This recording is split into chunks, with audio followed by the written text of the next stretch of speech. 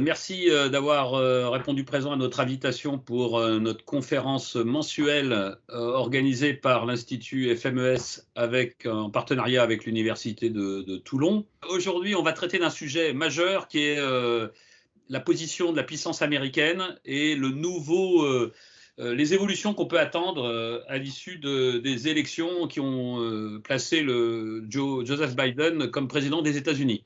Et pour parler de ce sujet, évidemment majeur en termes d'analyse stratégique, nous invitons ce soir Maud Kessar, qui est maître de conférences des universités, qui travaille à l'IRSEM, à l'Institut de recherche stratégique de l'école militaire. Elle est directrice du domaine euro-atlantique, donc de la zone euro-atlantique.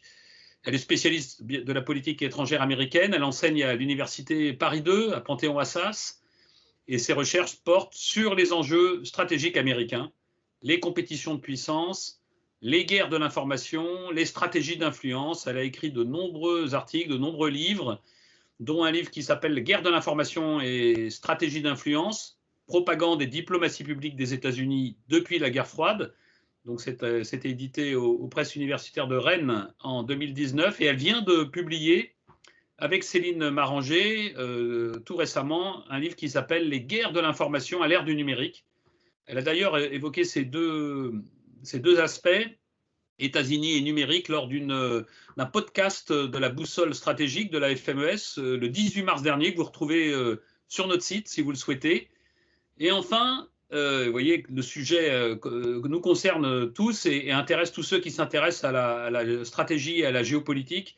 Elle vient de diriger le dernier numéro de Diplomatie consacré aux nouveaux enjeux stratégiques américains, le numéro d'avril-mai de cette année. Voilà, Maud Kessar, je vous passe le micro et on vous écoute avec beaucoup d'intérêt. Merci beaucoup. Alors, merci mille fois pour cette très aimable introduction et pour votre invitation. Je suis ravie de retrouver ce soir le public de la FMES pour cette conférence donc, qui a un champ assez large puisque nous allons évoquer les directions, les orientations que prennent les États-Unis de Joe Biden. Et donc, comme vous le rappeliez très aimablement en introduction, nous allons faire un petit voyage virtuel dans les espaces géopolitiques, cyber et numériques qui occupent donc les grands centres d'intérêt, les orientations de l'administration Biden. Où vont les États-Unis et quels enjeux stratégiques véritablement nouveaux pour l'administration Biden, donc au terme de quelques mois de prise de fonction et déjà beaucoup d'évolutions, beaucoup de pistes de réflexion que nous allons essayer de voir ensemble ce soir. Donc, je suis très heureuse de présenter cette conférence aussi en partenariat donc, avec la FMES, l'IRSEM que je représente, mais aussi avec le magazine Diplomatie qui est consacré, comme vous l'avez rappelé, ce mois-ci donc aux nouveaux enjeux stratégiques américains. Donc, quelles alliances, quelles menaces? Et je crois que cette thématique-là est particulièrement au centre des préoccupations de l'administration Biden, comme le président le rappelait hier encore. Les menaces auxquelles les États-Unis ont à faire face évoluent et ont évolué au cours de ces dernières années, de ces derniers mois, et l'administration Biden doit tout mettre en œuvre pour répondre à ces évolutions. Donc, la première chose qui vient à l'esprit quand on parle de la stratégie ou peut-être d'une doctrine Biden qui pourrait se dessiner, c'est sans doute l'idée d'une Amérique qui serait de retour. Alors, retour vers où? Vers quels espaces? Dans quel type de compétition? C'est ce qu'on va essayer de voir ensemble, notamment dans un contexte où on a pu observer que la crise de la Covid-19, donc qui nous occupe tous et toutes, a entamé un peu plus la réputation de compétence et d'excellence de l'État américain. Et aujourd'hui, on se pose la question du modèle, du déclin. Les avis divergent à Washington pour savoir quel est le devenir de l'hégémonie américaine. chacun campant un peu sur ses positions. Donc, pour les uns, du côté du clan Biden, l'avenir de la puissance est à repenser en fonction de la capacité des États-Unis à lutter contre les changements climatiques et à fédérer les autres États autour de cet objectif. C'est d'ailleurs le pari donc, que le président Biden a fait depuis son arrivée à la Maison-Blanche le 20 janvier 2021. Pour les autres, plus traditionnellement, c'est le maintien du dollar comme devise de référence pour les échanges internationaux qui demeurait un déterminant de la puissance et de la capacité d'influence des États-Unis sur ses alliés et ses partenaires. Mais, et c'est sans doute le sens aussi de la conférence de ce soir, c'est une nouvelle fois sur le plan intérieur et notamment au Congrès que vont se jouer dans les mois qui arrivent et jusqu'au midterm de 2022 les arbitrages budgétaires et les choix de société de l'ère Biden en faveur de plus de démocratie sociale ou d'une défense renforcée. Donc, arbitrage assez classique de la politique américaine, mais qui prend une ampleur toute particulière sous cette administration. Vous vous rappelez que l'élection donc présidentielle américaine de 2020, en novembre, a été qualifiée à de nombreux égards d'un véritable tournant historique pour les États-Unis et leurs partenaires ou leurs compétiteurs stratégiques. Cette élection a révélé comme jamais les profondes divisions qui sont à l'œuvre au sein de la société américaine et elle a sans doute porté à son paroxysme ce que les uns appellent la balkanisation, d'autres la polarisation ou encore la tribalisation des opinions publiques, en annonçant une nouvelle ère pour les guerres de l'information exacerbées par les facteurs endogènes. Donc, elle a cristallisé cette élection, ce qu'on appelle aux États-Unis les culture wars, l'extrême polarisation entre l'Amérique des côtes et la Middle America, l'Amérique de la démondialisation et l'Amérique mondialiste, entre les progressistes et les conservateurs, les avocats du multiculturalisme et les suprémacistes blancs, les tenants du libre-échange et les défenseurs du protectionnisme économique. Donc, autant de lignes de faille qui divisent les États-Unis, qui paralysent la société et les institutions à un point tel que Washington a semblé, au terme de l'ère Trump, trop préoccupé par les dysfonctionnements nationaux américains pour pouvoir assumer les responsabilités internationales qui ont fait la réputation des États-Unis depuis 1945. Donc le modèle américain, ça n'a échappé à personne et particulièrement en crise, il ne fait plus figure de modèle. Alors, est-ce qu'une alternative partisane portée par Joe Biden est néanmoins possible, notamment en politique étrangère, puisque ce qui nous occupe, ce sont aussi les enjeux stratégiques, ou bien est-ce que le conservatisme et le nationalisme sont-ils amenés donc à demeurer une ligne de force, donc quand le nationalisme technologique tente à s'imposer dans les relations internationales? La question du déclin, qui est un vieux marronnier finalement des interrogations sur la puissance américaine, est-elle pour autant tranchée, comme ce sont plus à l'avancée les principaux rivaux stratégiques des États-Unis? L'Amérique peut-elle se permettre de laisser la place au vide stratégique qui est tant convoité par ses compétiteurs et bien sûr au premier rang desquels la Chine de Xi Jinping, avide de supplanter au rêve américain le rêve chinois? Alors, en rejetant le multilatéralisme et en fragilisant un de ses principaux atouts, les alliances, les États-Unis de Donald Trump, en 4 ans seulement, ont-ils été le fossoyeur de… le Trump, en 4 ans seulement, a-t-il été le fossoyeur de l'ordre international libéral? Est-ce qu'il s'agit d'un accident de l'histoire lié au choix de l'exécutif ou bien la chronique d'une mort annoncée qui est de manière assez cyclique, celle donc de l'hégémonie américaine? Alors, le nouveau locataire de la Maison-Blanche va-t-il parvenir à éviter les écueils des prophéties systématiques d'un avènement inéluctable d'une nouvelle bipolarité États-Unis-Chine, ou au contraire, va-t-il être capable de relever le défi des nouveaux enjeux stratégiques qui sont imposés par une ère peut-être pas bipolaire mais multipolaire, qui est marquée par la compétition des grandes et des moyennes puissances? Un rebond finalement de la puissance américaine et un renouvellement du leadership américain est-il encore possible compte tenu de la nouvelle donne des jeux d'alliance en Asie, en Europe et au Moyen-Orient? À quel terrain et à quels espaces géostratégiques ou cyber l'administration Biden doit-elle donner la priorité? L'endiguement militaire du géant chinois doit-il s'accompagner d'un endiguement technologique à l'heure des tech guerres et des nouvelles compétitions de puissance? quels outils diplomatiques, militaires ou économiques doivent être mobilisés en priorité donc pour satisfaire les ambitions d'une stratégie dite multidimensionnelle dans toute la zone Indo-Pacifique? Et enfin, dans quelle mesure le retour de l'Amérique et de la diplomatie des valeurs qui est prônée par Joe Biden peuvent-ils être mises en œuvre? Eh bien, ce sont toutes ces questions auxquelles finalement le numéro de diplomatie qui sort ce mois-ci essaie de répondre et auxquelles nous essaierons d'apporter quelques pistes, quelques éléments de réponse partiels. Donc, suivant un plan ou une ligne directrice pour cette conférence qui nous permettra d'aller un petit peu voir ce qui se passe sur le plan intérieur, vers quel modèle se dirige-t-on alors que l'Amérique est particulièrement divisée, comme je le rappelais en préambule, vers quel choix de politique étrangère, vers quelle priorité stratégique à l'heure où les États-Unis se retirent d'Afghanistan et sont toujours en échec face aux mutations de la menace terroriste. Qu'en est-il des relations avec les deux compétiteurs stratégiques qui sont bien définis donc, dans les documents stratégiques américains et ce qui reste une constante de l'ère Trump à l'ère Biden? Donc, est-ce qu'un reset est-il totalement impossible avec la Russie? Quel type de compétition ou de confrontation, coopération avec la Chine sont envisagés? Quels moyens pour faire face aux nouvelles menaces alors que l'ère numérique et cybernétique mettent en question la primauté de la puissance américaine?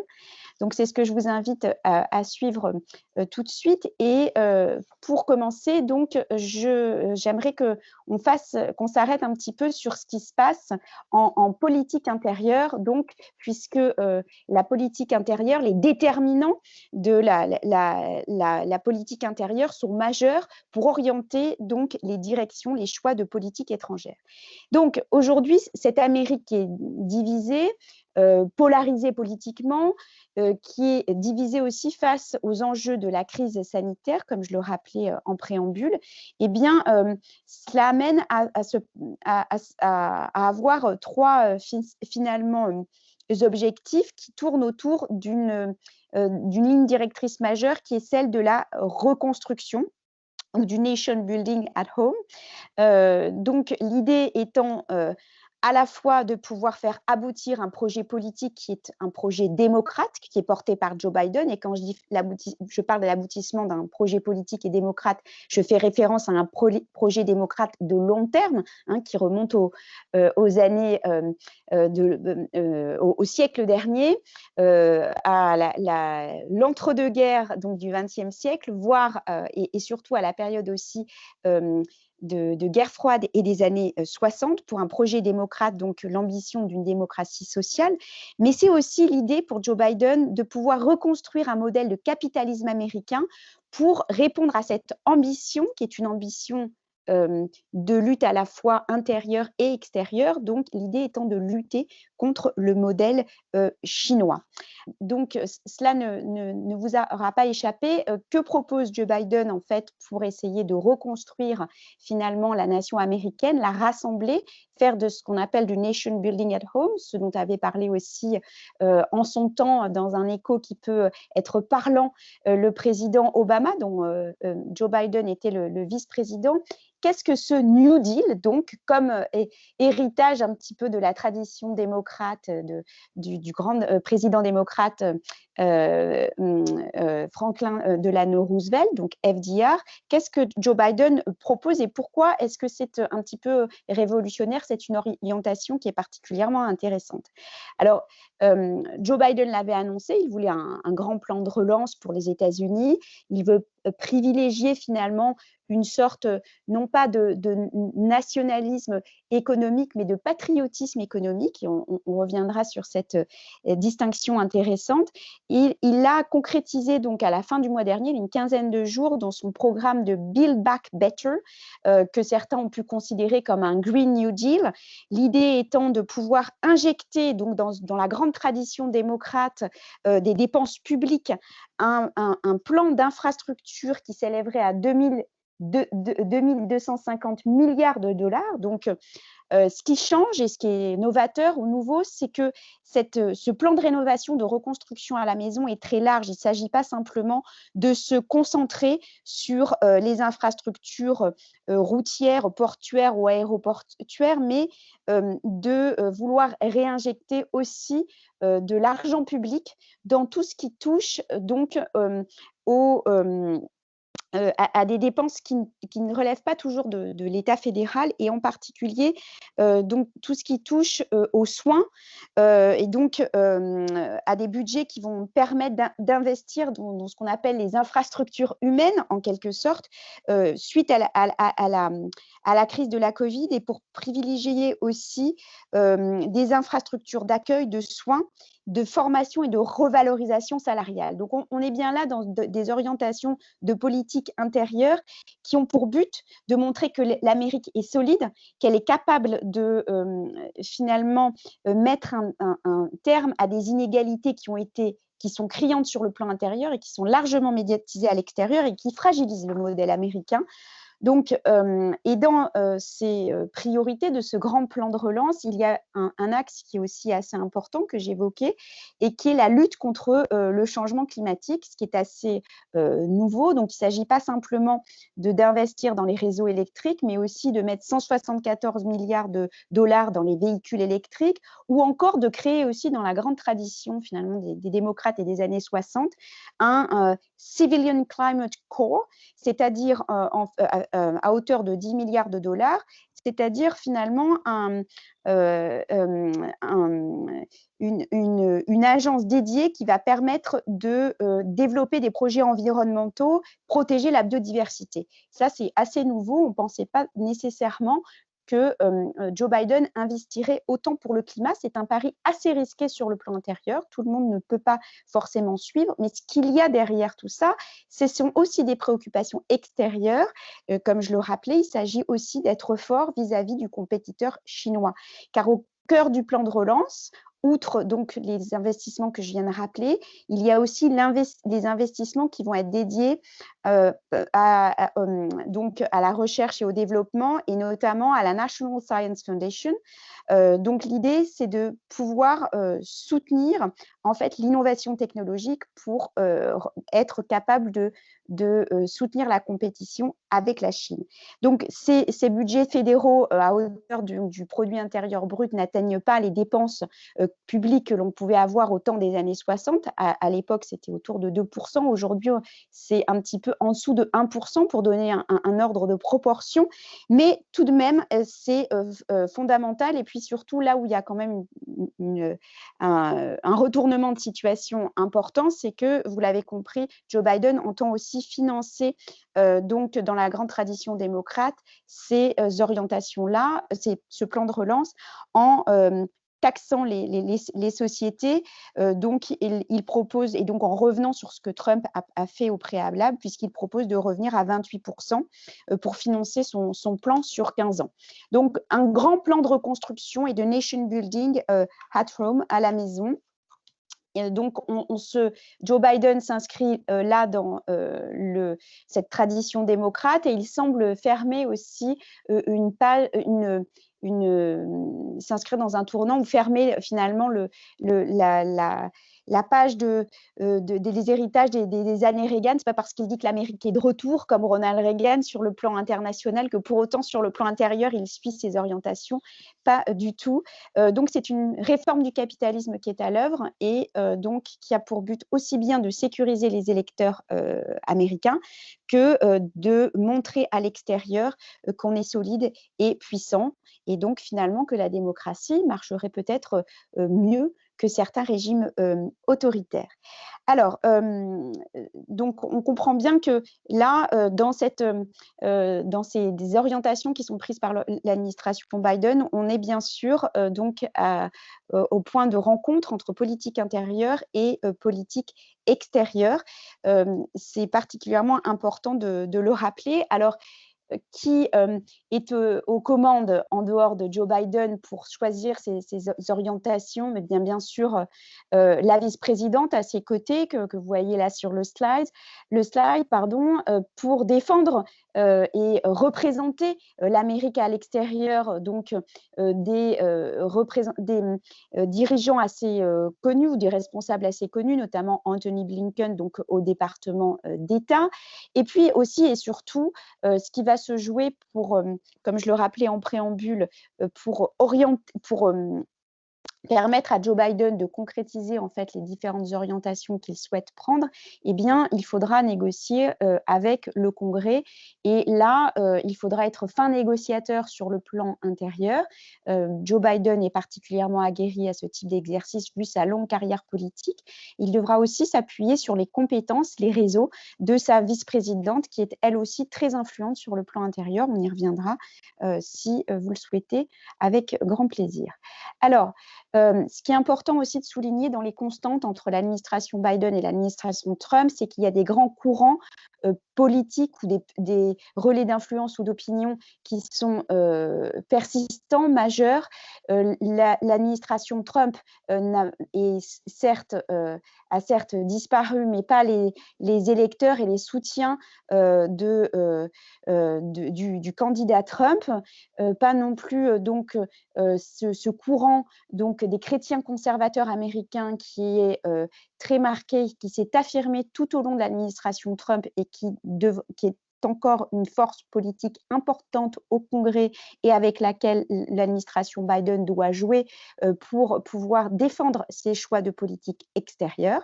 Donc, ce sont des persistances. Donc, on va dire que les déterminants de la politique intérieure ne se sont pas évaporés avec le changement donc, de locataire de la Maison-Blanche. C'est une évidence.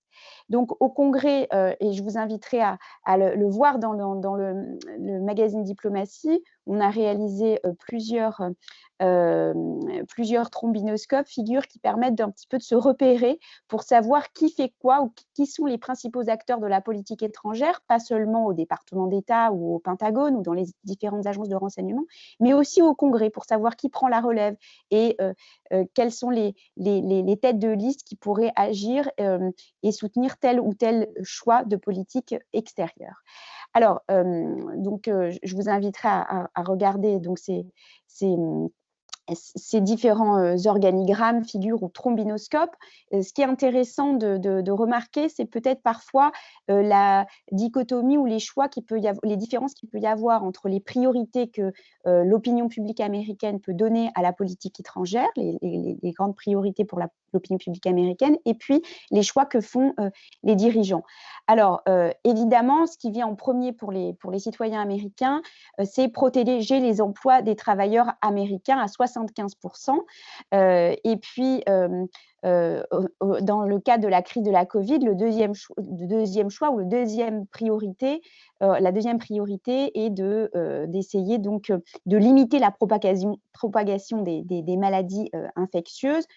Ensuite, protéger les États-Unis contre le terrorisme, empêcher la propagation des armes de destruction massive, et puis améliorer les relations avec les alliés. Donc, c'est assez intéressant. Donc, 10 priorités, mais dans les plus fortes, je vous ai nommé les 4 priorités majeures pour les électeurs américains. Si l'on essaie de le présenter de manière plus succincte, en dehors donc de la compétition avec la Russie dont on va parler dans quelques instants, les priorités de politique étrangère et de défense pour l'administration Biden pourraient se résumer autour de l'organigramme suivant. Donc la priorité, c'est la priorité à la menace chinoise dans un contexte sur lequel je reviendrai tout à l'heure intérieur de China bashing, c'est-à-dire de tous contre la Chine d'une certaine manière, sur le plan aussi de la sécurité, la question de la Corée du Nord apparaît dans les débats comme une question non résolue et qui devra être aussi à l'agenda de l'administration Biden. Bien évidemment, on comprend que ça rejoint les préoccupations des électeurs américains, le commerce extérieur, la guerre commerciale et la guerre technologique sont au cœur aussi donc des priorités des électeurs comme des dirigeants. Le Golfe, le Yémen, l'Arabie Saoudite, saoudite étaient aussi donc des priorités de l'agenda démocrate, et cela a été concrétisé par les différentes prises de position et décisions et premières décisions de l'administration Biden. Bien évidemment, les négociations et en ce moment l'accord de Vienne vers un accord sur le nucléaire iranien élargi, un JCPOA+, sont aussi au cœur des débats, même si une préoccupation bien moindre pour les électeurs américains, qui considèrent à 4% seulement de l'opinion publique que l'Iran est une menace majeure, contre plus de 70% de l'opinion publique qui considère que la Chine est une menace majeure pour les États-Unis. C'est juste pour vous donner un petit ordre de proportion, on pourra y revenir avec grand plaisir. Et puis le climat, qui n'est finalement plus une question d'opportunité électorale comme on l'a longtemps cru, et qui devient, comme je l'ai rappelé donc sur cette première partie de la reconstruction à la maison, un enjeu majeur, et qui est un enjeu aussi qui est devenu un enjeu diplomatique et un moyen aussi de pression ou de levier face aux autres compétiteurs stratégiques que sont la Chine et les États-Unis. C'est aussi une question qui peut amener la question climatique à renouer finalement, ou essayer de restaurer les alliances. Parce qu'on l'a compris, et c'est ce qui m'amène à mon deuxième temps de présentation, l'ambition réformatrice de Joe Biden ne s'arrête pas à la reconstruction à la maison. Les grands défis auxquels sont confrontés l'administration Biden touchent aussi à la relation avec la place des États-Unis sur la scène internationale et la relation avec les alliés et les compétiteurs stratégiques. Donc, pour faire évoluer, et à une époque ou à un moment, où les États-Unis se projettent dans le monde entier et ont besoin d'être aussi présents, et c'est une problématique constante, peut-être à coût constant, ou voire à moindre coût, s'il s'agit de faire des choix budgétaires, comme je l'évoquais, de plus de démocratie sociale, et pas forcément d'une défense augmentée. Donc, ce sont à ces choix-là que l'administration Biden est confrontée. Et un des premiers éléments ou facteurs majeurs pour que les États-Unis remplissent donc ce cahier des charges, c'est de pouvoir être capable de restaurer les alliances et de faire évoluer donc une des premières alliances d'importance, qui est l'Alliance Atlantique, puisque on l'a compris ou l'ont-on cru, on a l'impression que la relation transatlantique s'est arrêtée sur des schémas qui prévalaient au lendemain de la guerre froide. Et on a eu ce présupposé aussi sur Joe Biden qu'il allait être soit héritier finalement du XXe siècle et sans doute de son expérience donc de longue date en politique intérieure comme en politique étrangère. Et puis, on a cru aussi qu'il allait être peut-être l'héritier direct de l'héritage de l'administration Obama. Or, on se rend compte que l'effort de transformation et de rénovation des alliances est bien plus important. Effectivement, les 2 mandats de Barack Obama ont pu servir de mise en garde pour Joe Biden, parce qu'ils étaient portés par la volonté d'adapter la politique étrangère des États-Unis et les alliances aux grands défis du XXIe siècle. Et finalement, au terme de l'administration Obama, le président lui-même avait déclaré être déçu, voire frustré, de l'attitude des partenaires européens en particulier, qu'il jugeait incapables de prendre leurs responsabilités. Aujourd'hui, il faudrait que donc Joe Biden puisse être capable de placer, soit de rénover cette alliance, soit de placer la relation transatlantique dans une forme de pilotage automatique. Et ce n'est pas vraiment ce qui est donc en cours ou à l'œuvre. Contrairement à Donald Trump, Joe Biden donc tente à renouveler, ce qui est une constante ou un leitmotiv donc de cette administration Biden, il tente à renouveler l'engagement américain dans la sécurité de l'Europe et dans l'OTAN. Ça ne l'empêchera pas de demander aux Européens toujours un plus grand partage du fardeau dans une grande ligne de continuité de la politique étrangère américaine, de la relation transatlantique, mais il y aura des concessions aussi qui sont à l'œuvre avec les Européens. Notamment, il avait été question d'un traité de libre-échange qui était considéré comme un dossier toxique aux États-Unis comme en Europe. On le met diplomatiquement de côté et on privilégie peut-être la coopération sur des dossiers stratégiques, alors qu'ils vont être très redondants ce soir dans nos débats, puisque le dossier stratégique important aussi de la relation transatlantique, c'est la Chine, c'est le climat que je rappelais tout à l'heure, et puis c'est aussi le numérique. Donc peut-être que les accords ou les coopérations risquent d'être limités du fait d'intérêts économiques et industriels qui sont souvent divergents, mais c'est le défi ou la tâche que l'administration Biden a à son agenda. Donc, d'un autre côté, évidemment, la réussite aussi de ces ambitions va dépendre aussi des décisions qui seront prises par les partenaires et les alliés européens qui considèrent, je cite Madame von der Leyen, que l'élection de Joe Biden représente une opportunité qu'on ne voit qu'une fois par génération. Alors, est-ce que l'administration Biden va réussir ou va être en mesure de renforcer la cohésion, peut-être dans ce qu'on appelle, avec peut-être une réminiscence de la guerre froide, une nouvelle logique de bloc, où les États-Unis pourraient peut-être ralentir la tendance du chacun pour soi stratégique. Eh bien, il semble que l'administration Biden soit particulièrement encline à soutenir finalement cette volonté de cohésion. D'abord parce que Joe Biden a toujours eu une loyauté assez importante envers l'OTAN. Il l'a dit durant la campagne, il l'a rappelé et il l'a montré en envoyant Anthony Blinken discuter avec des Européens. Donc, l'idée est en tout cas de placer les alliés au cœur de la stratégie des États-Unis, peut-être aussi pour répondre à une vision de l'Europe qui est assez récurrente d'une administration à l'autre et qui voudrait que que les problèmes européens puissent être résolus par les Européens. Ça ne veut pas dire que les États-Unis n'assurent pas une réassurance constante, notamment sur le flanc Est. C'est ce que Joe Biden a rappelé pendant la campagne présidentielle, que les États-Unis devraient être en soutien, en particulier sur le flanc Est, être capables de continuer finalement cette entreprise de dissuasion à renfort de millions votés par le Congrès dans le cadre de l'EDI, donc qui avait été démarré, la Deterrent Initiative, qui avait été démarrée par l'administration Obama et soutenue encore par le Congrès sous Trump.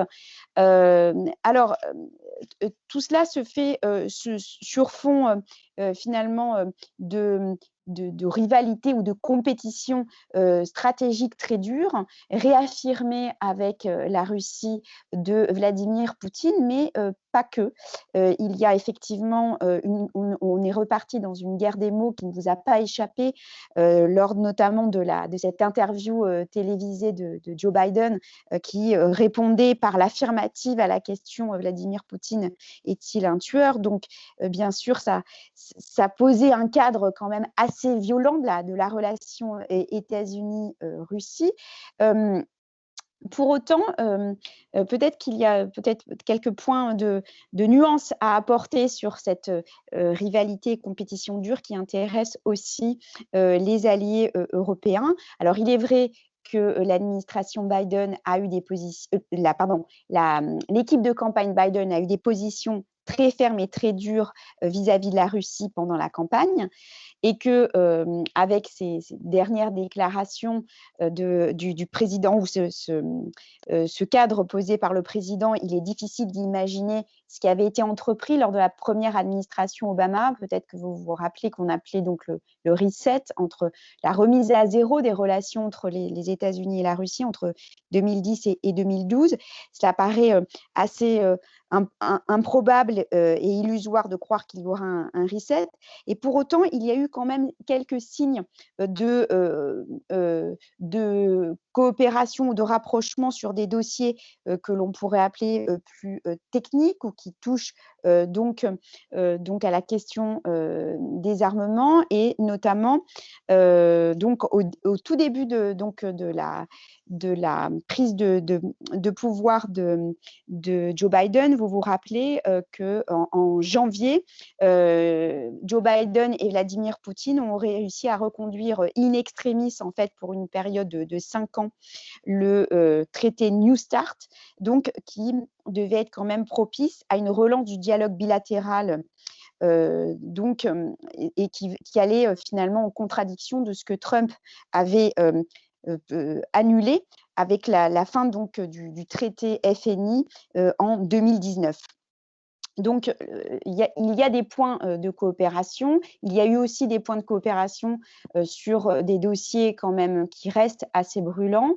Des discussions avec Moscou aussi sur le nucléaire iranien.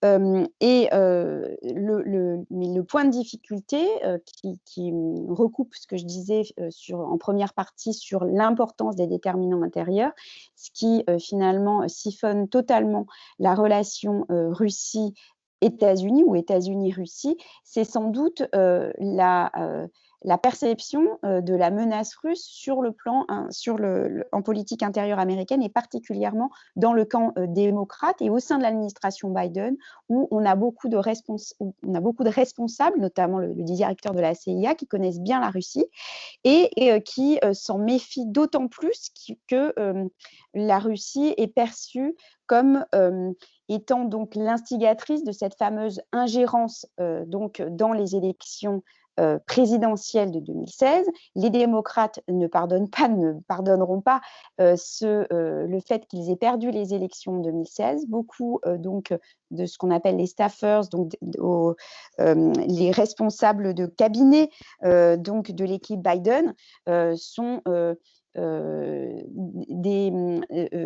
particulièrement remontés contre la Russie de Vladimir Poutine de ce fait, et donc ça reste un poids persistant qui pèse sur l'appréciation de la relation États-Unis-Russie qu'il ne faut pas omettre. Et donc, pour citer le directeur de la CIA, il disait que pour comprendre les orientations que prendrait la relation États-Unis-Russie, il rappelait que le chemin, je cite, vers la Russie sera semé d'embûches avant de devenir plus praticable, et que nous devons prendre sans illusion, en ayant conscience des intérêts, des sensibilités russes et en ne faisant aucune concession sur nos valeurs et sur ce qui fait notre force.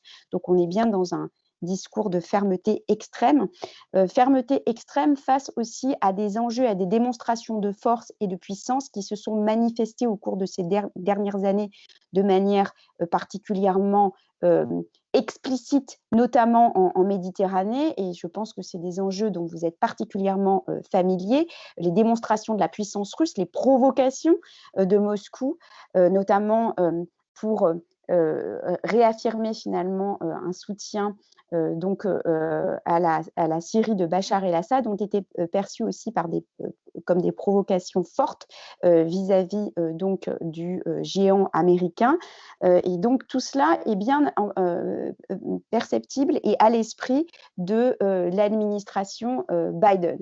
Alors bien sûr, ce qui est à l'esprit de l'administration Biden, c'est aussi cette question du pivot stratégique turc qui constitue une pomme de discorde parfois entre les Européens et l'Amérique de Joe Biden, notamment entre les Européens de l'Union européenne, pas nécessairement de l'OTAN.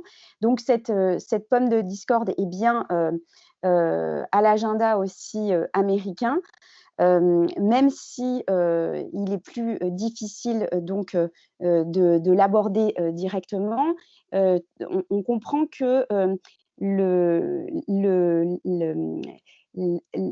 ligne de Joe Biden est beaucoup plus affirmée et beaucoup plus met beaucoup plus de pression sur Ankara que ne le faisait l'administration Trump, pour des raisons qu'on comprend bien. Il est difficile pour les Américains et pour l'OTAN de se repositionner et de ne pas bénéficier en fait de ce pivot géostratégique que représente la Turquie. Et il est important aussi, dans une logique un petit peu de bloc, de pouvoir peut-être reconstruire un dialogue avec Ankara, peut-être pas directement avec Erdogan, mais au moins avec une partie de son entourage, pour pouvoir réussir à briser un peu cet axe rival qui s'est formé entre Ankara, Moscou et Téhéran, et qui est aussi à l'agenda donc de l'administration Biden. Alors tout cela dans un contexte finalement de permanence en fait de la menace terroriste et d'échec cuisant donc de la lutte contre le terrorisme au Proche-Orient, puisque c'est sans doute un échec à mettre au bilan de l'administration Trump, et un héritage difficile à appréhender pour l'administration Biden, qui parle d'une évolution des menaces. On l'a vu avec le retrait d'Afghanistan. Il s'agit de se retirer du Proche-Orient, il s'agit de se retirer aussi d'Afghanistan, tout en étant bien conscient que la menace terroriste est toujours persistante, qu'elle est toujours là, et que les États-Unis n'ont peut-être pas apporté les solutions qui s'imposaient. Alors là, c'est une pomme de discorde, non pas entre les Américains et leurs alliés, mais au sein même, finalement, de l'appareil décisionnel américain, puisqu'on a une sorte de découplage entre les dirigeants politiques, hein, c'était le cas déjà sous Trump, donc l'administration Biden et le Pentagone, les militaires. Et cette dissension, ces points de vue divergents, rappellent aussi des divergences qu'on a eues pendant l'administration Obama, lorsque Obama voulait également ramener les boys à la maison, et que les dissensions avec le Pentagone étaient particulièrement marquées. Donc ça, c'est une ligne de division, de fracture qu'il faudra garder à l'esprit, d'autant que certains responsables politiques au Congrès ne sont pas forcément toujours d'accord avec ce qu'on peut penser comme étant percevoir comme un désengagement ou un retrait un peu inévitable de l'armée américaine dans ces zones-là. Donc en réalité, cette vision-là, elle est un petit peu plus complexe, elle répond plus à des enjeux finalement qui sont des enjeux, des choix qui sont plutôt des choix budgétaires que uniquement, et des choix politiques, que des choix homogènes ou complètement cohérents. Donc il y a des points que je lance qui sont volontairement un petit peu provocateurs sur ces questions, parce que je pense qu'il faut nuancer ce qu'on a tendance à présenter à gros traits.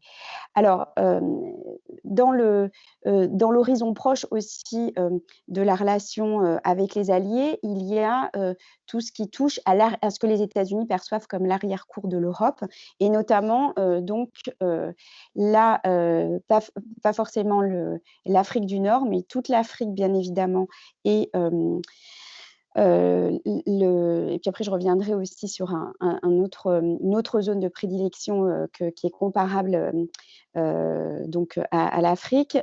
Alors pour l'Afrique, on s'est souvent demandé quid de l'Afrique sous l'administration Trump, qui semblait passer totalement sous le radar donc de la Maison-Blanche, alors que les coopérations, bien sûr, les coopérations militaires sont restées constantes sous Trump, bien évidemment, mais le tournant qu'on voit avec l'administration Biden, c'est là aussi un retour à une tradition démocrate, en fait, de ce qu'on a appelé le light footprint aussi, donc sous l'administration Obama, d'une présence moins visible peut-être de l'appareil militaire américain, quoique, mais surtout d'une d'une sorte d'hégémon bienveillant, benign hegemon en anglais, que l'on retrouve dans un certain nombre de documents, et qui veut dire que finalement l'administration Biden semblerait aller dans le sens de pouvoir donner la priorité à l'aide au développement via son agence qui est bien connue, qui est l'agence d'aide au développement USAID, et qui vient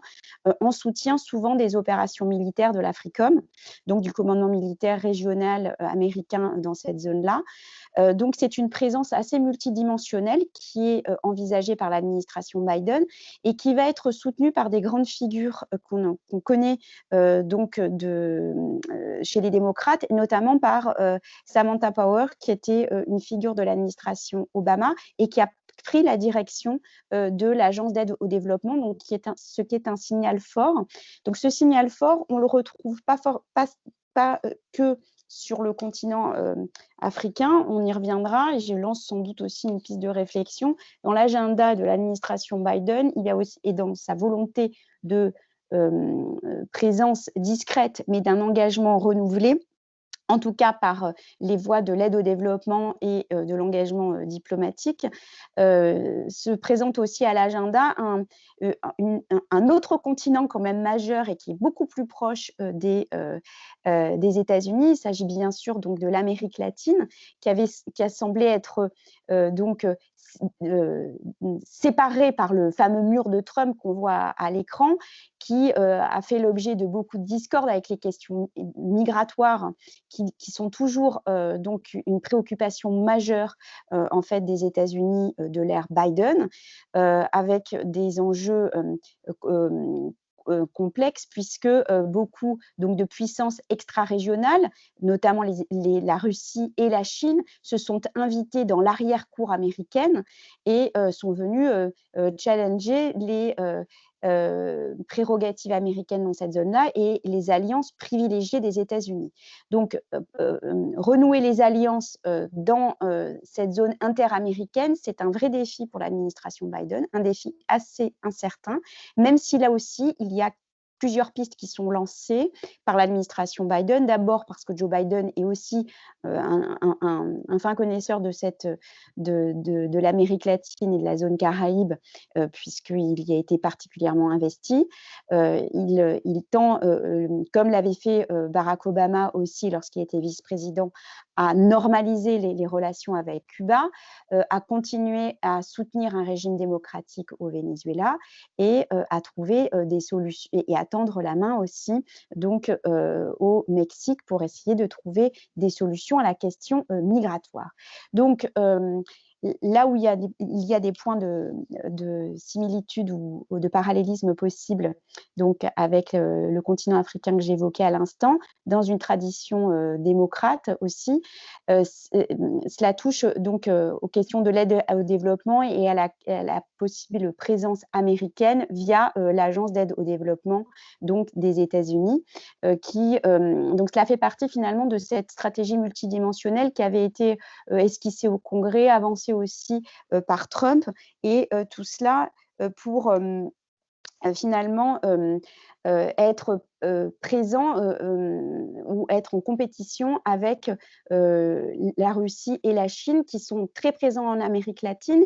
Et pourquoi ? Parce que l'Amérique latine a aussi une façade pacifique qui intéresse les États-Unis et leurs alliés de la zone, comme le Canada en particulier, ce qui m'amène à revenir aussi sur donc ces alliances majeures qu'il faut renouer et cette confiance qu'il faut restaurer dans la zone plus quasi-pacifique, indo-pacifique, où les compétiteurs chinois ont d'abord annoncé que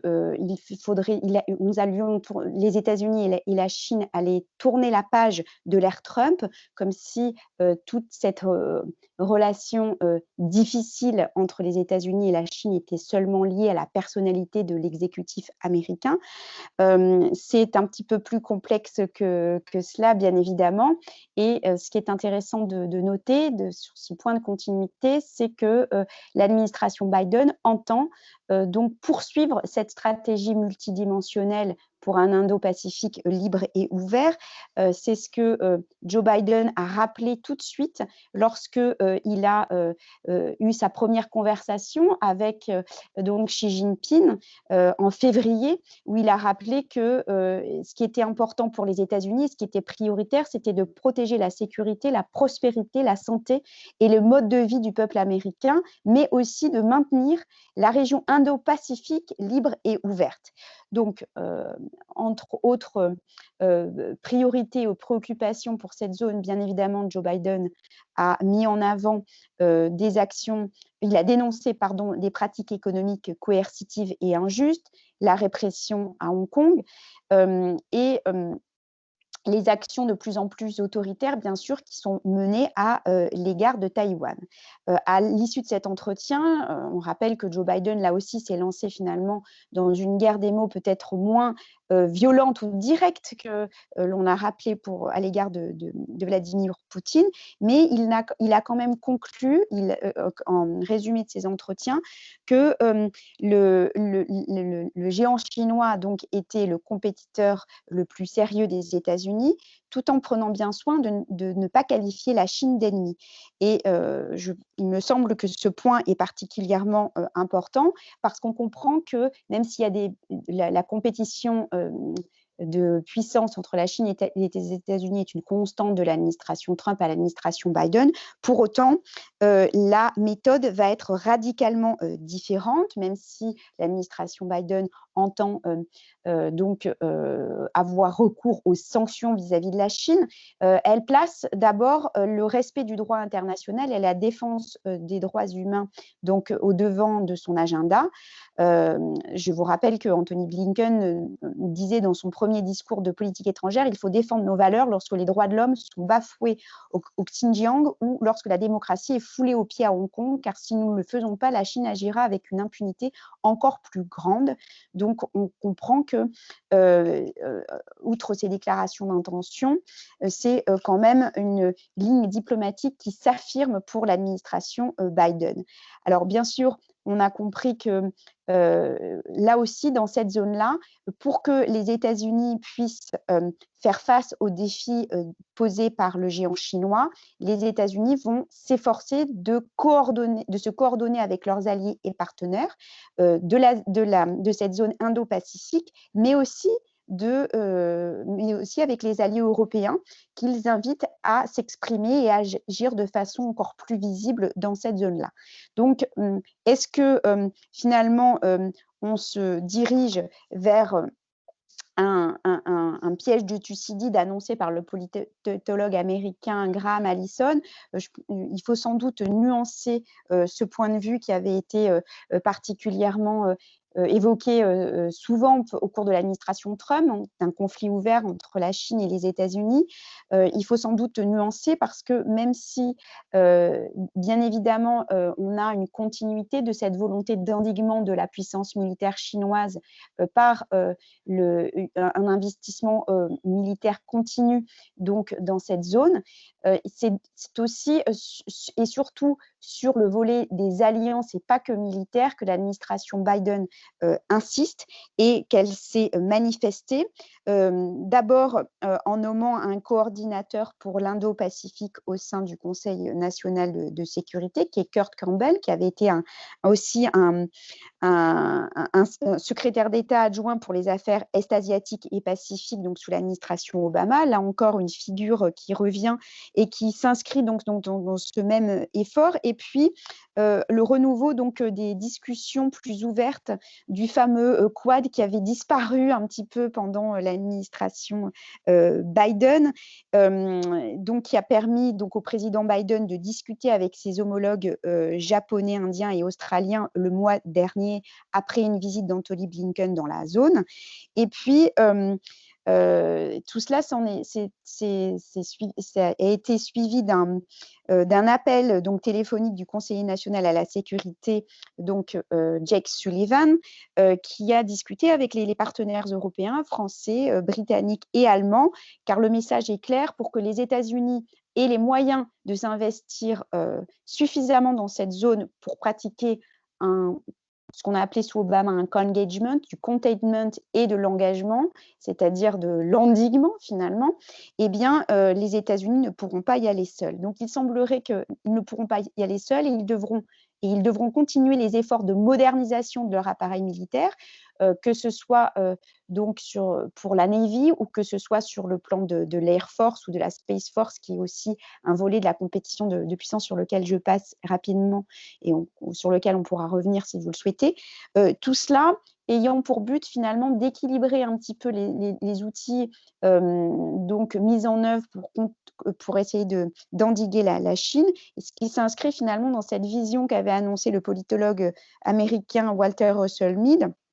Dans cette partie du monde, les États-Unis ne peuvent pas s'engager seuls, militairement, diplomatiquement ou économiquement, pour qu'on ait un véritable retour au congagement. Eh bien, les Américains devront le faire avec le soutien de leurs alliés pour faire face aux impératifs et aux défis principaux qu'ont mis en œuvre qu'a mis en œuvre le géant chinois, et qui passe par ce projet pharaonique des routes de la soie, donc la BRI, la Belt and Road Initiative. Donc, on comprend que cette politique d'endiguement de Washington ne pourra aboutir aussi, et on l'a rappelé en introduction, que si les États-Unis sont capables de pratiquer conjointement cet endiguement militaire, cet endiguement économique et aussi cet endiguement technologique qui va demeurer une priorité donc de l'administration Biden. Et tout cela dans un contexte de guerre technologique qui s'est affirmée particulièrement entre les États-Unis et la Chine, mais pas seulement, entre les États-Unis et les autres compétiteurs stratégiques comme la Russie en particulier. Donc au cours de ces dernières années et puis de ces derniers mois, et finalement ce qui marque aussi l'arrivée de Joe Biden à la Maison-Blanche et aux affaires, c'est ce contexte de compétition technologique et de guerre pas que commerciale, de guerre technologique, de tech guerre aussi, qui est une priorité de l'agenda de l'administration Biden.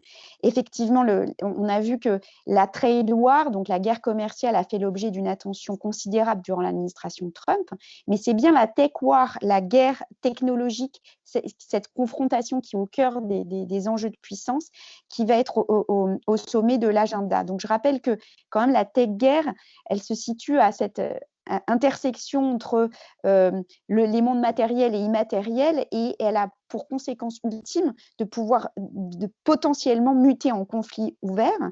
Elle concerne aussi bien les technologies, ce qu'on appelle les technologies d'action à distance, les missiles guidés de précision, les drones, les robots, que celles de contrôle et de protection des moyens de diffusion, la 5G, les câbles sous-marins, les satellites, ou bien encore les fameux matériaux nécessaires à leur fonctionnement, les semi-conducteurs dans lesquels Joe Biden veut investir autant dans son plan de soutien à l'innovation technologique.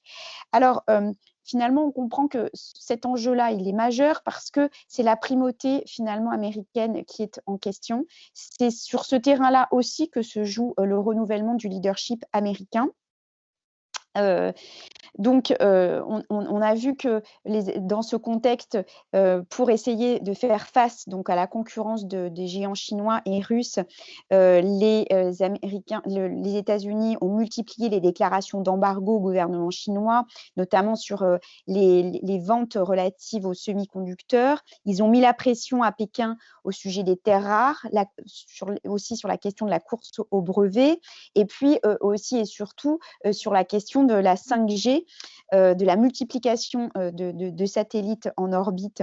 Donc, finalement, on comprend que la relation de compétition de puissance, elle se joue, et notamment la compétition sino-américaine, peut être qualifiée de guerre froide, oui, quand on parle de guerre froide technologique, et ce qui peut faire craindre, dans cette mesure en particulier, le passage à une guerre ouverte. Alors, de ce fait, on comprend que face à ces nouvelles menaces ou à ces menaces en mutation, eh bien, tout se joue un petit peu en dessous du seuil de la guerre totale, dans cette zone grise où les États-Unis sont une puissance qui ont besoin de rentrer en compétition dans un espace qui n'est pas un espace géopolitique physique, mais qui est le cyberespace, et qui amène les États-Unis à adopter des positions qui sont, là aussi j'utilise un terme très américain et volontairement provocateur, qui est celui de la cyberdissuasion. Alors pour donc asseoir cette cyberdissuasion qui est mise aussi au devant de l'agenda américain, eh bien là encore on est sur une ligne non pas de rupture, mais de continuité ou peut-être de renforcement de la posture américaine qui était celle de l'administration Trump, puisque dans ces guerres que les Américains appellent hybrides, terme qui n'est pas forcément adoubé de ce côté de l'Atlantique, et on peut comprendre pourquoi. Toujours est-il que c'est un terme qui est dans l'arsenal du vocabulaire américain sur ces questions. L'idée est donc de renforcer la posture stratégique américaine, la posture cyber-offensive, dans une logique qui est proche qui est portée par le général Nakasone que l'on voit à l'écran, qui est donc à la tête du cybercommande américain, qui a été élevé, je vous le rappelle, en commandement autonome en 2018 et qui a eu la possibilité d'avoir des prérogatives quand même très larges grâce à l'administration Trump depuis 2018, et tout cela pour faire face, pour prendre, je cite donc les documents stratégiques, des mesures appropriées proportionnelle afin de perturber, défaire et dissuader les opérations menées par la Fédération de Russie, la République populaire de Chine, la République démocratique populaire de Corée ou la République islamique d'Iran. Donc on comprend que c'est un des outils qui est certainement donc au cœur de la stratégie américaine aujourd'hui. Joe Biden en est particulièrement conscient et il a réagi aussi sur ces questions parce qu'il est arrivé donc à la Maison-Blanche dans un contexte où les États-Unis ont été particulièrement déstabilisés au sein même d'infrastructures qui sont certainement des infrastructures pionnières et habituellement perçues comme des piliers de la puissance et de la capacité de supériorité technologique américaine. Et ça a été mis à mal par les deux scandales en fait qui sont liés donc à SolarWinds et à Microsoft, et qui ont révélé des vulnérabilités importantes donc des fleurons en fait de l'industrie technologique américaine, et surtout qui ont des conséquences graves sur la divulgation d'un certain nombre de données, d'informations qui sont au cœur aussi de ces jeux de puissance, ces données, ces fameuses data que les Russes, les Chinois ou les Américains essaient de conserver, d'organiser et d'utiliser à leurs avantages, donc à leur avantage. Donc là aussi, on pourra y revenir car le temps avance. Donc on a bien compris que l'idée, c'était pour les États-Unis de ne pas permettre aux géants chinois d'aboutir au rêve chinois du Made in China 2025 et à cette indépendance technologique totale de la Chine qui supplanterait finalement les États-Unis sur ces terrains-là, même si donc il est important de rappeler que les États-Unis de l'ère Biden ont toujours quand même une supériorité technologique affirmée dans beaucoup de domaines comme l'intelligence artificielle grâce ou via les départements de recherche et d'innovation au sein des grandes universités américaines, et sur des secteurs aussi cruciaux que celui, par exemple, du soldat augmenté. Il y a un chapitre ou un article qui est dédié à cette question dans le magazine qu'on évoquait ensemble et que je vous inviterai aussi à consulter. Donc, on comprend qu'aujourd'hui, finalement, l'administration Biden est confrontée, se dirige pas forcément vers un monde bipolaire, mais sans doute multipolaire, et que face à la nouvelle donne des alliances, il est important pour l'administration Biden de tirer les leçons des administrations Obama et Trump, en étant capable d'affirmer une vision politique de moyen terme, et surtout de continuer finalement cette transformation des outils stratégiques qui peuvent être adaptés aux nouvelles menaces, ces nouvelles menaces qu'a pu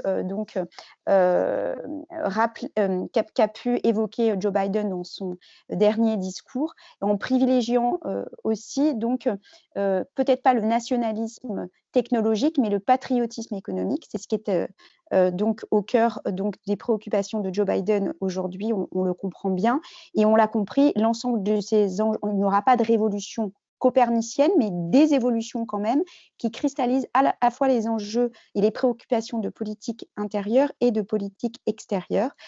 Et je vous inviterai pour développer l'ensemble de ces thématiques que nous avons lancées de manière assez large, à consulter peut-être de 3 ou 4 références que je vous mets donc sur le slide.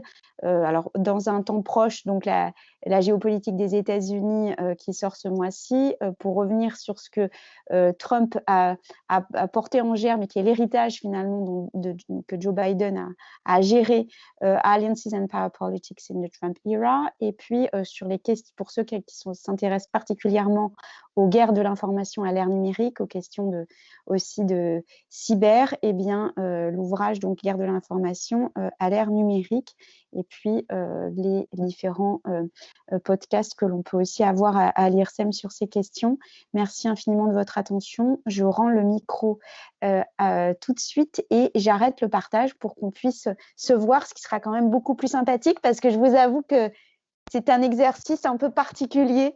Voilà, je préfère avoir vos réactions. Merci Maud Kessar, merci beaucoup. L'heure est effectivement venue aux questions. Je vais lancer une question. Vous avez fait une référence à Franklin Roosevelt, donc à l'entre-deux-guerres.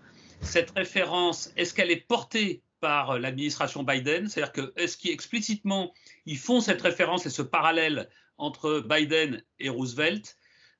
Si c'est le cas, c'est quand même une dramatisation de la situation très forte, puisqu'on sait où ça a amené l'entre-deux-guerres par définition. Et donc, ça a un sens politique assez important. Et est-ce que c'est une allusion de temps en temps, ou est-ce que véritablement ça peut structurer la communication et la parole publique de cette administration? Alors, pour répondre à cette première question, je pense que ce qui est plus fédérateur, quand je parlais de tradition démocrate au-delà de FDR, c'est que FDR, il est porteur d'une tradition qui est reprise par aussi 2 grandes figures des démocrates post Seconde Guerre mondiale, qui sont donc Kennedy et Johnson.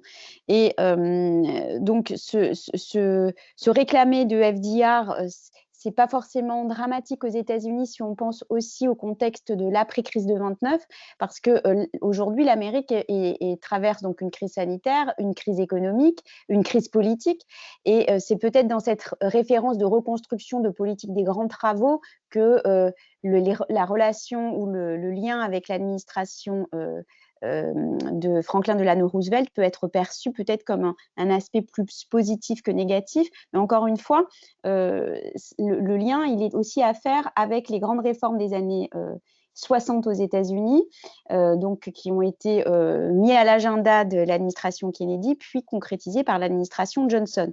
Mais jamais véritablement concrétisés à ce jour, puisque l'administration Johnson a essayé de mettre en place donc les germes plutôt à essayer de mettre en place les jalons d'une démocratie sociale aux États-Unis, donc qui passait aussi par la possibilité d'avoir une sorte de welfare state qui fonctionne, et ce qui n'a jamais fonctionné jusqu'à présent, malgré les différentes velléités de mise en œuvre de grands plans comme l'Obamacare sous Obama. Et avec la crise de la Covid, c'est devenu une des préoccupations numéro 1 de l'ensemble donc des responsables politiques au niveau de chacun des États fédérés. Donc ce lien avec FDR, il peut ne pas être forcément perçu comme un point négatif, d'autant que FDR aussi jouissait d'une assez grande popularité auprès de l'opinion publique américaine, comme Joe Biden, qui dépasse les 60% d'opinion publique, d'opinion favorable, ce qui n'a jamais été le cas de Donald Trump. Mais son arrivée à la Maison-Blanche est encore toute fraîche. En tout cas, ce plan de reconstruction favorise en fait sa cote de popularité auprès des électeurs américains. Je laisse maintenant l'équipe synthétiser les questions. Ok. Oui, Maud, plusieurs questions sur le conflit israélo-palestinien sous le mandat de Joe Biden. Oui. Est-ce qu'il y aura évolution du conflit israélo-palestinien sous le mandat de Joe Biden? Alors, Joe Biden ne va pas faire évoluer le conflit israélo-palestinien, mais peut prendre des positions vis-à-vis donc de l'État hébreu ou de la Palestine, sachant que c'est un sujet qui lui tient particulièrement à cœur. Il a mis quand même du temps, voire il n'est pas en phase avec le dirigeant de l'État hébreu, ce qui n'est pas une nouveauté, mais en tant que dirigeant politique américain, il s'inscrit quand même dans cette grande tradition de soutien à l'État d'Israël dans un contexte qui est quand même difficile, puisque finalement, ce qui entame le plus la relation avec Israël aujourd'hui, c'est bien évidemment la renégociation de l'accord sur le nucléaire iranien, et qui fragilise la relation ou qui amène des zones d'ombre plutôt entre les États-Unis et Israël. Il n'est pas dans les priorités de l'agenda de Joe Biden de résoudre le conflit israélo-palestinien, parce que, comme je vous l'ai dit, il y a quand même pas mal d'autres points de priorité pour l'administration Biden. Et plusieurs questions par rapport à la Chine. D'abord, est-ce que Joe Biden est-il capable de s'entendre avec la Chine pour un partage d'influence mondiale dans une sorte de nouveau Yalta qui se ferait sur le dos de la Russie et de l'UE? Et une autre question aussi par rapport à la Chine, est-ce que les États-Unis sont vraiment prêts à s'engager dans un conflit pour prendre la défense de Taïwan? Alors, deux questions particulièrement intéressantes et provocatrice pour la première. Si on avait une alliance États-Unis-Chine dans un scénario prospectif assez, peut-être pas si improbable que ça, est-ce que ça déstabiliserait finalement, ça mettrait une pression augmentée sur l'Union européenne et que ça permettrait de déstabiliser la Russie? Pour l'instant, on est plutôt dans une logique de bloc sur beaucoup d'enjeux qui fait se rapprocher plutôt, comme je le disais, les alliés traditionnels, donc les États-Unis et les alliés européens, pour les rassurer aussi face à donc une Russie qui est toujours en réaffirmation de puissance. Le fait d'évoquer une possible coopération avec la Chine n'est pas forcément farfelu sur certains aspects, et Joe Biden en est particulièrement conscient, même s'il a rappelé que la Chine était le principal compétiteur stratégique des États-Unis. Sur certains enjeux, la coopération n'est pas forcément à exclure totalement. Alors, on l'a vu par le passé, ça a été le cas au tournant du siècle sur les enjeux, sur la question du contre-terrorisme. On se rappelle que l'administration Bush, qui avait aussi oscillé entre portes ouvertes et portes fermées, entre un antagonisme marqué avec la Chine, où la coopération était revenue un petit peu vers la Chine sur la question du contre-terrorisme. Il y a la question climatique aussi, qui nécessiterait de pouvoir dialoguer avec la Chine. Alors, tout cela paraît assez utopique pour l'instant, mais dans la tradition américaine, de la politique étrangère américaine et de leurs relations sino-américaines, il ne faut pas oublier que les États-Unis ont toujours oscillé un petit peu entre la coopération nécessaire, liée aussi à l'interdépendance qui existe, l'interdépendance économique entre les États-Unis et la Chine, et puis la compétition ouverte. Alors après, il y a des points de tension, et c'est la deuxième question, des points chauds, et Taïwan en fait forcément partie. C'est c'est au cœur en fait des préoccupations et des antagonismes dans cette zone Asie dont je parlais tout à l'heure. Est-ce que véritablement la Chine a intérêt à se lancer via Taïwan dans un conflit militaire?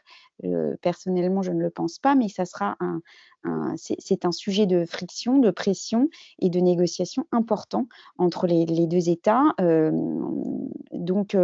Là encore, le temps où l'administration Biden se mettait en place et où la Chine pouvait peut-être se montrer plus offensive sur ce terrain et peut-être en train de s'estomper progressivement.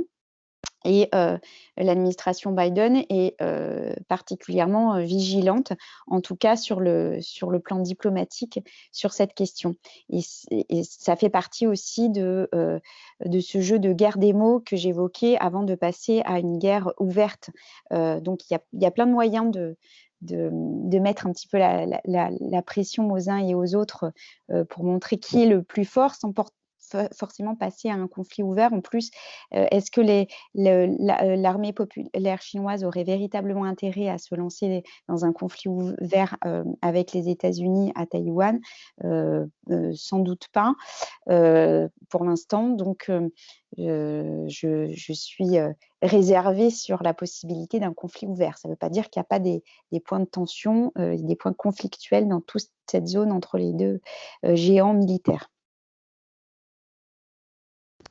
Merci. Et par rapport à Kamala Harris, apparaît-elle comme une candidate crédible pour les démocrates en 2024 ? Kamala Harris paraît d'autant plus crédible que la question qu'on s'est posée, c'était de savoir si Kamala Harris ne serait pas peut-être... J'évoquais Kennedy et Johnson tout à l'heure. Alors, je ne souhaite rien de tragique au président Biden, mais en tant que vice-présidente, elle pourrait être amenée à remplir... à succéder à Joe Biden s'il n'allait pas au bout de son mandat, par exemple, pour des raisons de sécurité intérieure aussi, puisque pour le rappeler, le président Biden comme sa vice-présidente sont quand même sur la kill list des mouvements conspirationnistes et des suprémacistes blancs aussi via la mouvance QAnon qui représente un vrai danger aujourd'hui pour ce tandem Biden-Harris. Et plus sérieusement, si Kamala Harris a été choisie comme vice-présidente, c'est parce que c'est aussi un animal politique de la scène intérieure américaine qui, comme le vice-président Johnson puis le président Johnson, a suffisamment d'accointance et de poids aussi au Congrès et auprès des différents gouverneurs des États fédérés pour être capable d'incarner une forme d'unité nationale. Elle pèse aussi un poids important dans les enjeux que j'évoquais sur les guerres technologiques, les relations aussi avec la Silicon Valley, puisque Kamala Harris représente d'abord aussi cet énorme État qu'est la Californie avec l'ouverture sur le Pacifique. Et Kamala Harris, c'est aussi la possibilité pour l'administration Biden de préserver, développer et renouer en fait des liens avec les géants de la Silicon Valley, les fameux GAFAM, qui s'étaient un petit peu désolidarisés de l'administration précédente, voire totalement, puisqu'ils ont été quand même au pilori aussi sur la scène intérieure. Pour Kamala Harris, c'est un atout. Elle a des liens très forts avec les GAFAM et c'est un atout pour elle et pour occuper peut-être des fonctions plus importantes par la suite. C'est les GAFAM qui ont financé la campagne de Kamala Harris quand elle était en Californie. Et quelle sera la position de l'administration Biden face à la récente escalade de tensions dans le Donbass ukrainien ?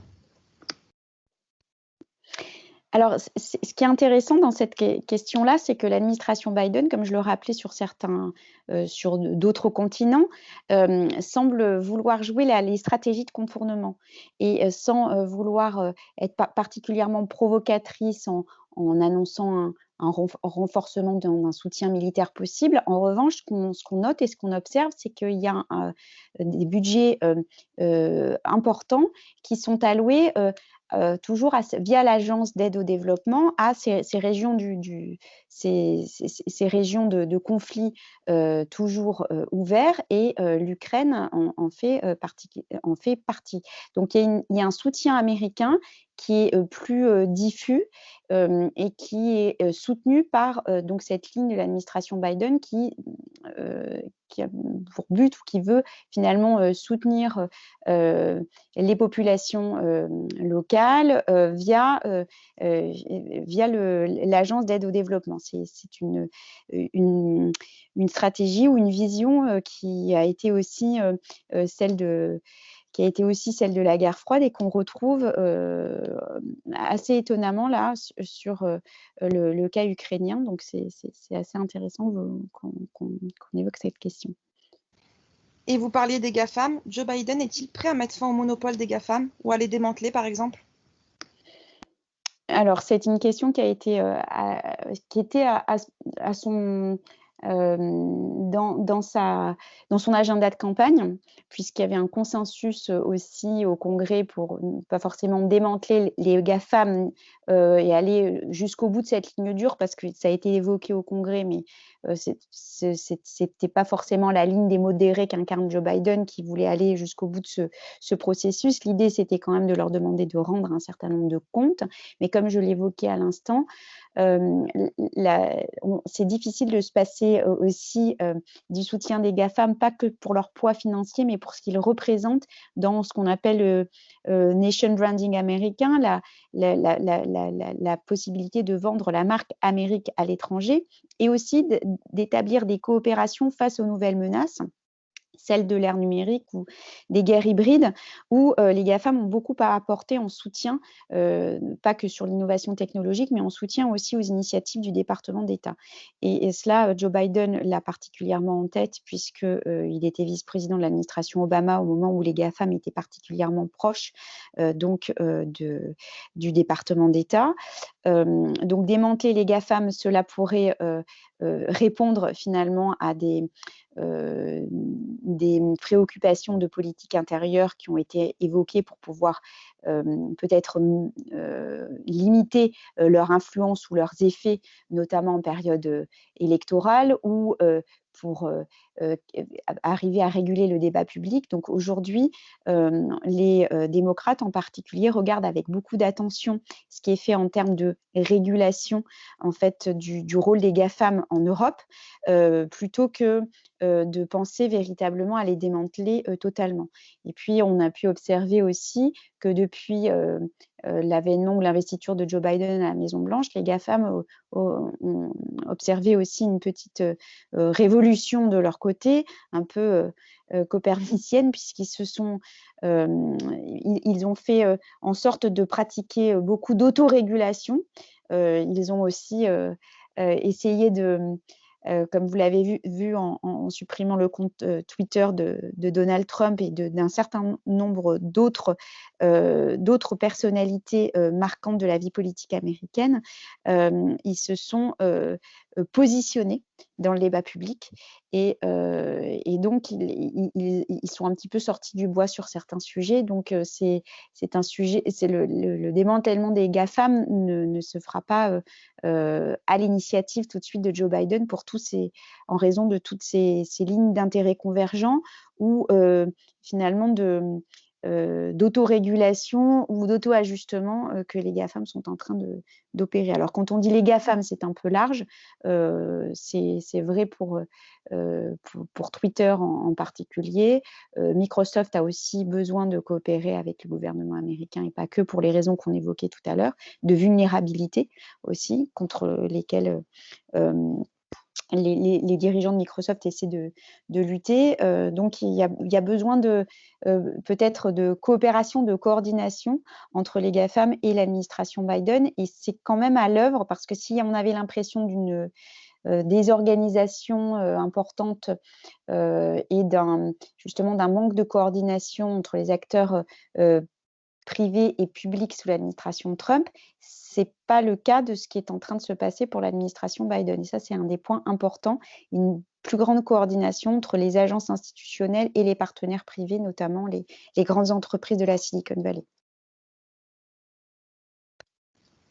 Et une question sur le domaine énergétique. Anthony Blinken a rappelé que Washington s'opposait au projet du gazoduc Nord Stream, construit entre la Russie et l'Allemagne. Ce sujet peut-il être un point de tension entre les relations transatlantiques? Alors, ça pourrait, d'autant que après, c'est peut-être aux Européens aussi de pratiquer ce qu'on appelle le hedging quand on est peut-être une moyenne ou qu'on veut aspirer à être une grande puissance, c'est-à-dire à être capable de pratiquer une couverture des risques ou de voir qui est le plus offrant et quelle est la puissance partenaire la plus intéressante. Donc finalement, c'est peut-être pas forcément un point de tension, mais une possibilité d'effet de levier des Européens sur les Américains et pas que. En fait, c'est une question de choix et qui ne dépend pas forcément de l'administration américaine, mais des Européens eux-mêmes. Merci. Et dernière question, quelle serait l'influence des populations hispaniques aux États-Unis sur la politique étrangère en direction de l'Amérique latine? Alors, en fait, cette question, elle est déjà à l'agenda de l'administration Biden. Je rappelais qu'il a des liens assez importants avec l'Amérique latine, qu'il est pour une normalisation avec Cuba, et ce qui est qu'il ouvre qu'il tend la main aussi au Mexique, et pas que sur la question donc de la crise migratoire. Il a nommé très rapidement dans son administration beaucoup de représentants des minorités hispaniques. L'idée est aussi que les États-Unis soient bien représentés au prochain sommet des Amériques qui aura lieu en 2021, avec un agenda extrêmement chargé sur donc, les questions migratoires, mais aussi sur les questions énergétiques. Donc, il faudra essayer de reconstruire là aussi donc, des coopérations multilatérales dans cette zone interaméricaine, coopérations qui ont été mises à mal par l'administration Trump. Et pour cela, Joe Biden a mis habilement ce qu'on appelle des minorités visibles en France à des postes clés pour renouer le dialogue avec l'Amérique latine. Donc, la situation est très incertaine avec les alliés, avec les partenaires de la zone sud-américaine, mais l'administration Biden met tout en œuvre pour être bien représentée, pour renouer donc un dialogue nécessaire, parce que ce qui est un danger dans les menaces évolutives donc pour les États-Unis, c'est sans doute la question migratoire, qui a été particulièrement agitée ou diabolisée par l'administration Trump et qui a fragilisé les relations avec les États d'Amérique latine. Donc, pour essayer de pallier cela, l'administration Biden mise sur le vivier démocrate des hispaniques, qui sont traditionnellement, les minorités hispaniques sont plutôt pro-républicaines souvent, mais dans le vivier démocrate, il y a des représentants des minorités hispaniques, et c'est particulièrement important pour Joe Biden aussi en politique intérieure. On le comprend parce que c'est un enjeu électoral. Et donc les voix de ces minorités qui représentent le renouvellement démographique aux États-Unis sont particulièrement cruciales et importantes pour la pérennité donc, de la présence démocrate dans les lieux de pouvoir. Je pense notamment au midterm de 2022 que j'évoquais durant la présentation, puisque la prochaine échéance pour Joe Biden, c'est 2022. Ce sont les midterms, les élections de mi-mandat au Congrès, qui lui permettront de continuer à pousser son agenda ou pas. Et d'ici là, comme tout autre président avant lui, il a intérêt à s'appuyer à ne négliger aucun point de vulnérabilité, et notamment les minorités hispaniques et la relation avec l'Amérique latine. Merci beaucoup, Maud Kessler. Je suis un peu désolé, on est obligé d'interrompre la séance de questions. Et désolé pour ceux qui ont posé des questions et qui n'auront pas leur réponse ce soir. Mais bon, il faut bien s'arrêter à un moment. Merci beaucoup d'avoir parfaitement éclairé les enjeux de cette nouvelle administration Biden, qui sont énormes sur le plan stratégique. Il y a encore plein de points d'interrogation, on l'a compris, hein, mais c'est normal aussi. Il n'en est qu'au début et il n'est pas maître de tous les paramètres, loin s'en faut. Et on a bien compris que les enjeux extérieurs étaient très liés, très intimement liés aux enjeux de politique intérieure également. Il a là aussi un énorme chantier devant lui. Vous l'avez parfaitement rappelé dès le début de votre conférence. Merci à tous. Cette conférence a été enregistrée. Elle sera, après vérification bien sûr, mais elle sera mise en ligne, si Maud Kessar en est d'accord, dans quelques jours sur notre site. Et une fois encore, il y a une interview de Maud sur notre site que vous pouvez écouter également sur le podcast de la FMES. Merci encore, Maud Kessar, et bonne soirée à tous. Merci à vous et merci beaucoup à tous pour l'invitation, pour les questions, pour votre attention. Très bonne soirée.